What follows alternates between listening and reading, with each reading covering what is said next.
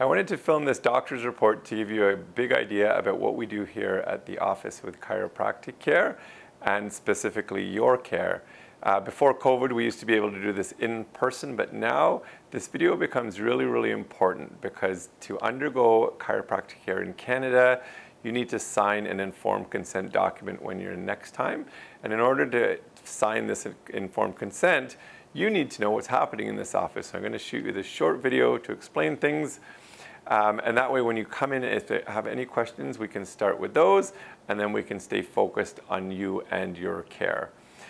For me, the doctor's report is the most important information you're going to get about your health because it pertains to natural health and how your spine, your nerves, your health, and your back pain may all be related, and how to give you a plan of action to get you to the healthiest you've ever been. So the very first thing to understand with back pain in your spine is there are normals for your spine. So when we look at your spine, that was of course the whole purpose of your exam. We need to know structurally what your spine looks like and functionally how your spine is moving.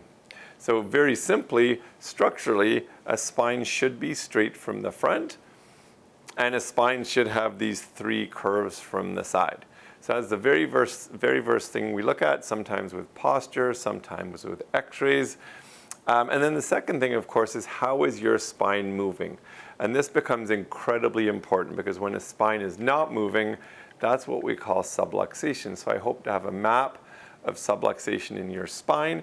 And with that, we can devise a treatment plan to get you the results you're looking for.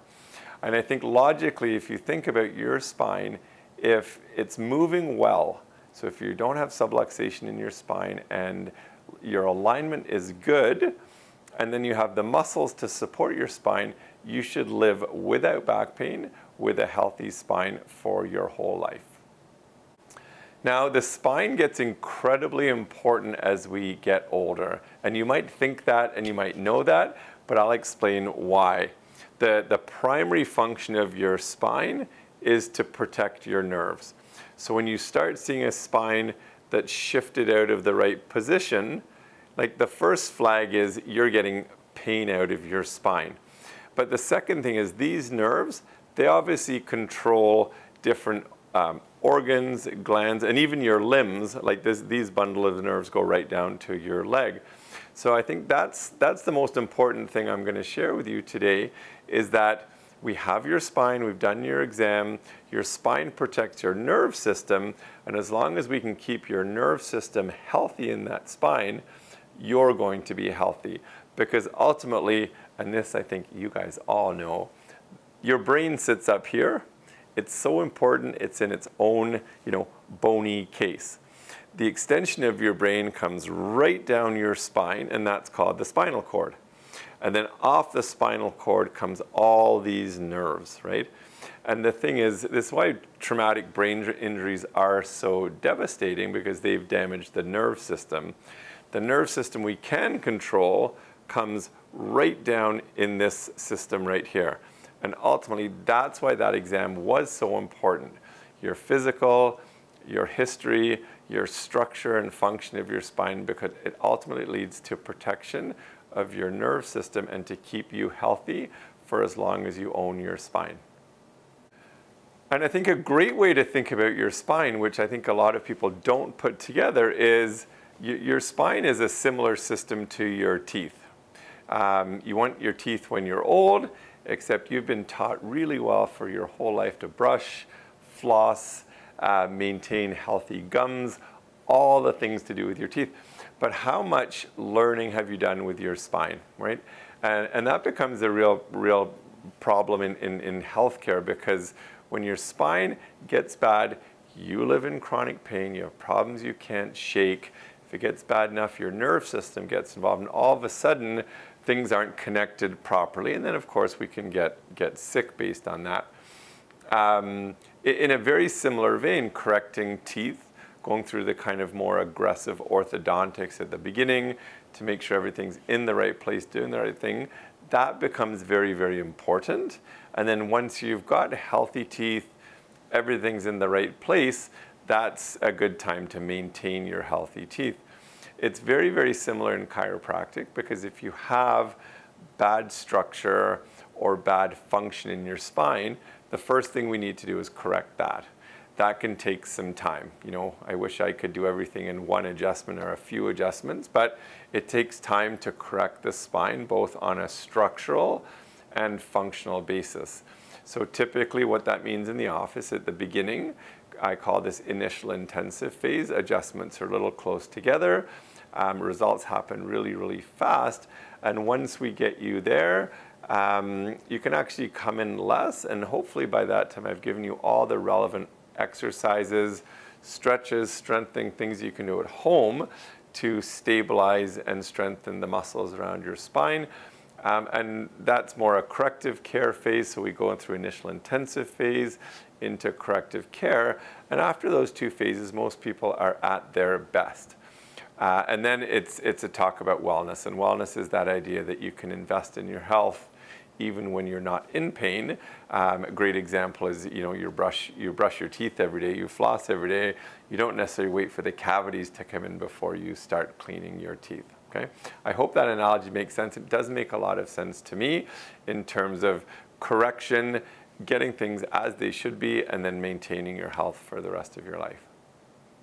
So how do we know where to look in the exam, and how do we know what to treat based on your symptoms? But I think this will make a lot of sense to you, that from a medical perspective, we call this the cervical spine, the thoracic spine is the middle back, and then the lumbar spine is the lower. And I think everyone knows that, but for the purpose of today, top of the spine, middle, bottom. So my question would first of all be, if someone was having headaches. So headaches, we know the vast majority of them come from the neck, pressure on the nerves somewhere in the upper neck.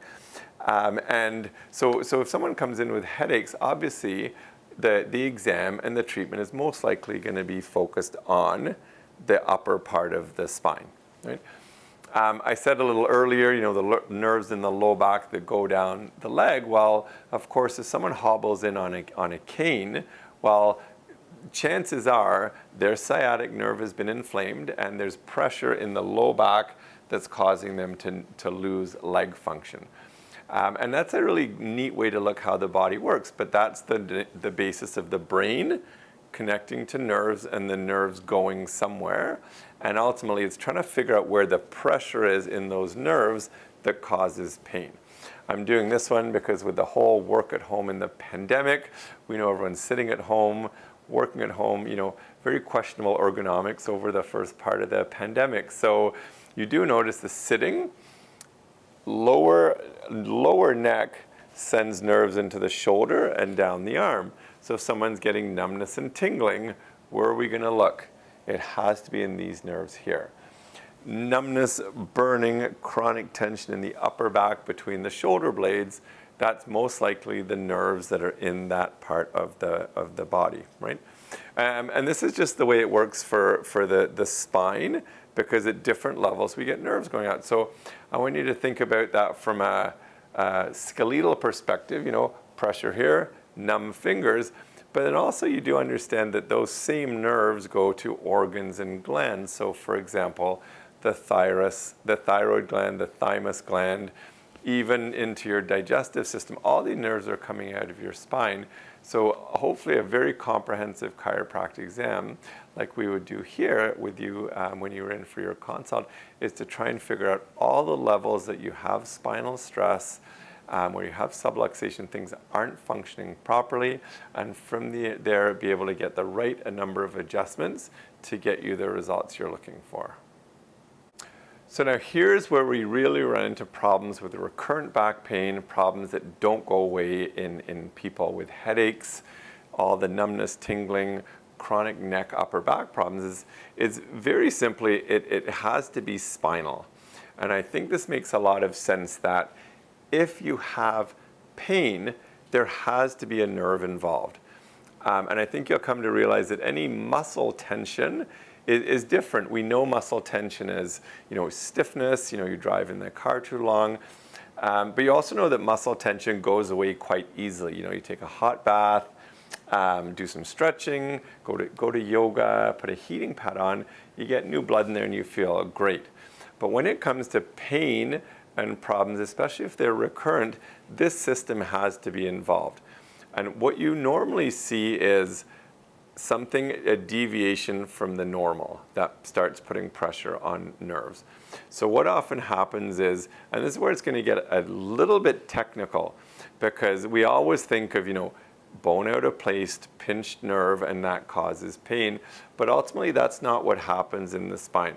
The spine remembers bad movement patterns, exactly the same as a loop, a circuitry loop that keeps going round and round. So for example, you have an old injury to your low back, you deadlifted incorrectly, you fell on your butt snowboarding, and what in essence did, it subluxated the joint, so it's not moving well, but this whole area now talks to the brain learns that things aren't right down here, the brain can't just correct your spine, and then we get used to this as normal, okay? And that's why people tend to go, you know what, I throw out my back all the time, like 3 times a year, or I have this chronic shoulder, upper back pain I just can't get rid of, or I get a migraine once a week and I live with headaches every day. The root cause of this stuff is normally you have a problem in the spine that needs addressed, so we need to start doing some adjustments to start normalizing spinal motion. And again, like I said a little bit earlier, it takes some repetition at the beginning to correct that subluxation pattern. And then obviously take some core exercises or some stretching or strengthening to start stabilizing the muscles around there. So typically in the office, that's a comprehensive care plan. And for some people that can take weeks. And for some people that can take months. It all depends what came out of your first exam. So by the end of the first exam, I should have a really good idea of how many adjustments somebody needs, how long the process takes, what they can do in the office, what they need to do at home to get the absolute permanent results they're looking for. But the whole thing starts with diagnosing where the spine has subluxation or problems and delivering adjustments. And I don't know if you knew this, but it's interesting.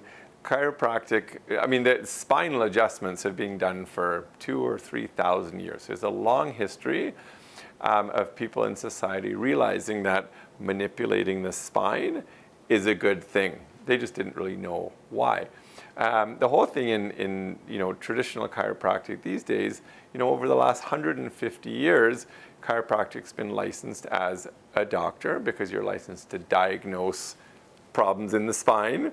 And under the Regulated Health Professionals Act, we're allowed to deliver a high velocity, low amplitude adjustment, which corrects the motion in the spine.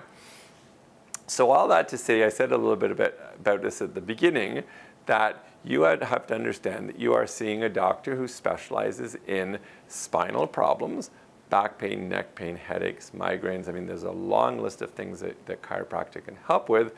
And you're licensed to diagnose and under law deliver an adjustment to the spine to correct. And that's how people get healing, permanent solutions, and better health through chiropractic. And that's why I said at the beginning, there will be an informed consent for you to sign when you come in for your report. And any questions based on this doctor's report video, feel free to ask me when you come in next time. But the goal is to get you as much information about your health, chiropractic as possible, so you can come in, we can get through those in a timely manner, I'll explain the consent, and then we'll start off your adjustments.